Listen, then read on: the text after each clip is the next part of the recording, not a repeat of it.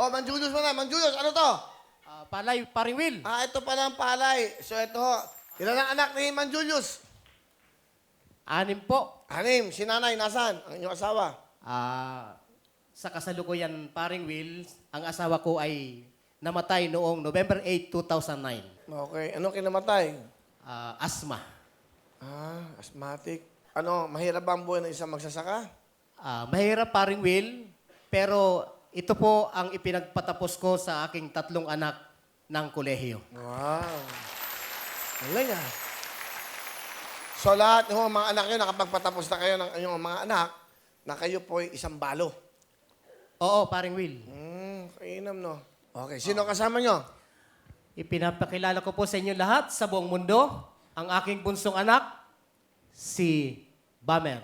Magandang hapon po, Kuya Will. Ano gusto mo sabihin sa dakila mong ama? Papa, salamat po sa mga ginagawa niyo po para sa amin. Salamat po dahil po binibigyan niyo po kami ng lakas ng loob, pagmamahal po, tsaka po pagtulong po sa amin. Mahal na mahal ko po kayo pa.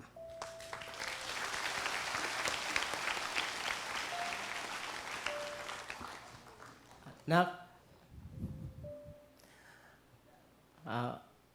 kahit na wala na ang mama, at kaya ko ginagawa ito na hindi ako nag-asawa dahil para masuportahan kayo at mapag-aral.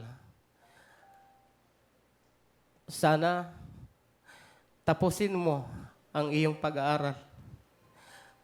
Mahal na mahal kita, nak. Ano ang inyong talent? Kakanta, pare Will. Aba, ito po, pakinggan natin, si Tatay Julius, dakilang magsasaka.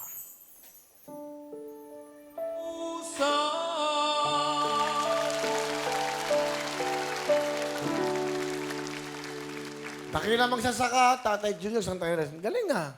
Galing nyo kumanta, pila na pila. Kaibigan ko yon. Napaka malapit sa akin, si Rico J. Puno. Nakakamiss nga. Rico J, gandang kanta. May bukas pa. Tatay Julius, meron kang 10,000! Thank you very much, pare Will.